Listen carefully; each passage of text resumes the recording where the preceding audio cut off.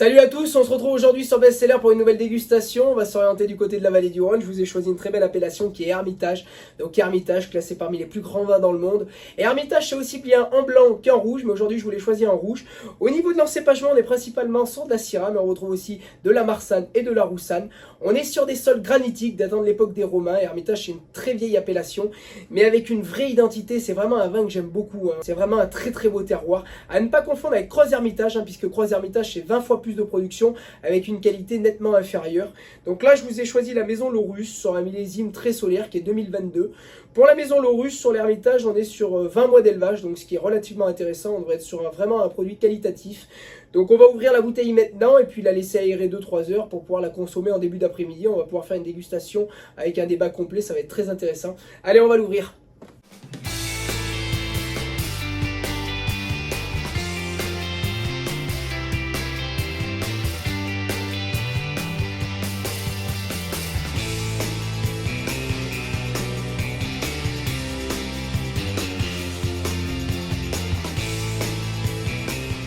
Bon nous voilà prêts pour la dégustation. Je suis vraiment ravi de pouvoir déguster un Hermitage. C'est vrai que la vallée du Rhône sont vraiment des vins exceptionnels. Et le rapport qualité-prix y est généralement, parce que c'est vrai qu'aujourd'hui, vous voulez boire un Bordeaux, un premier grand cru classé c'est au minimum 80 € au bas mot. Vous partez sur un Bourgogne, à 50 € on n'a pas grand chose. Alors une fois ça va être très bien et 4 fois ça va être très mal. Finalement la vallée du Rhône c'est un peu comme les Languedoc, il y a un excellent terroir et le rapport qualité-prix reste très accessible. En tout cas comme vous pouvez le voir, je suis un petit peu enrhumé, donc j'espère que le nez va être puissant parce que j'ai peur de pas pouvoir le sentir. Parmi les Hermitage, ça reste quand même un excellent terroir. C'est vrai que Hermitage dans la vallée du Rhône, c'est certainement une des plus belles appellations avec côte-rôtie. D'ailleurs, je vous ai sélectionné quelques bouteilles que j'avais gardées, des plus grands Hermitages que j'avais pu goûter, autant en blanc qu'en rouge, parce que vraiment l'appellation fait des choses merveilleuses sur les deux. Notamment par exemple ce Chapoutier 2006, qui était juste exceptionnel. Ça, c'était vraiment un très très beau souvenir.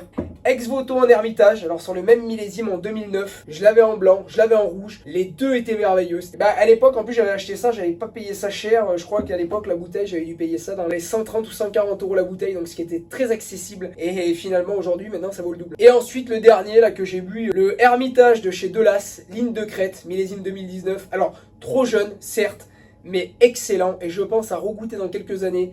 Ça peut être vraiment, ça peut être une folie, ça peut être une tuerie. C'était vraiment très très bien. D'ailleurs je remercie mon ami Jean-Claude qui m'avait fait boire la bouteille, parce que c'est lui qui m'a invité à la boire. C'était génial, c'était un beau souvenir. Bon, on va pouvoir se lancer pour cette dégustation. Voilà, l'Hermitage Laurus. Alors c'est marrant, on a une coupe qui est quand même vachement rouge. Le vin fait un peu Châteauneuf-du-Pape. On a peu de matière, mais vraiment rouge vif. On va se lancer pour un premier nez. Oh putain, ah si, c'est ouf.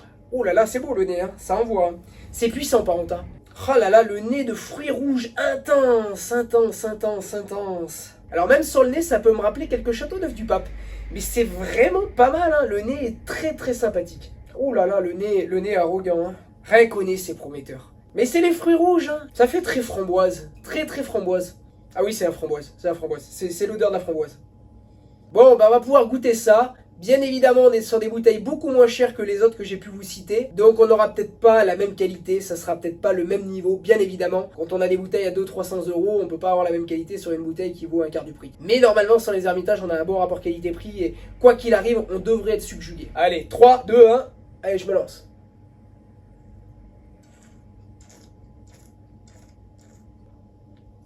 Très très bien. Très très bien. On a une petite touche d'acidité légèrement trop élevée à mon goût, mais c'est bien. C'est bien, l'équilibre est pas mal quand même. Il y a de la douceur, on a ce côté soyeux qui est bien. Par contre la longueur est belle, il y a une belle longueur. La trame aromatique est sympa, on est vraiment sur des, on est sur des framboises et des groseilles, vraiment on est sur des petits fruits rouges acidulés. Ce que révélait le vin au nez, c'est vraiment ce qu'on a en bouche. Les petits fruits rouges, légère petite acidité, un peu agrumes, un peu groseille. Mais c'est sympa quand même, c'est sympa. Et j'aurais envie de dire que ça ferait presque vin d'été en fait, parce que ça, légèrement frais l'été, c'est pas mal. Ça me rappelle un peu certains vins de Bourgogne. C'est pas mal du tout. Allez, on le retente.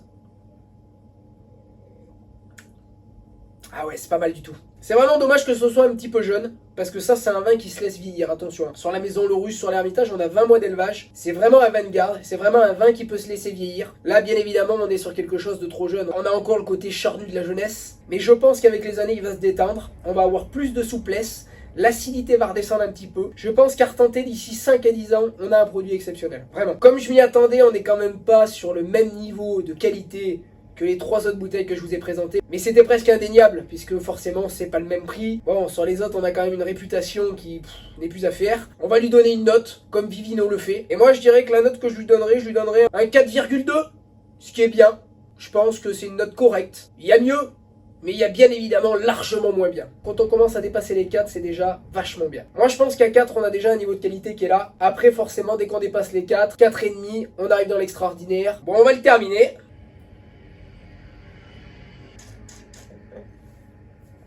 Alors c'est très très bien. C'est très très bien. On a cette petite aromatique légèrement sucré, cette aromatique un peu du soleil. Non, il n'y a rien à dire. La vallée du Rhône en rapport qualité-prix, je pense qu'aujourd'hui, Languedoc-Vallée du Rhône, il se tire la bourre, mais en rapport qualité-prix, on est dans des vins tellement extraordinaires dans ces régions-là.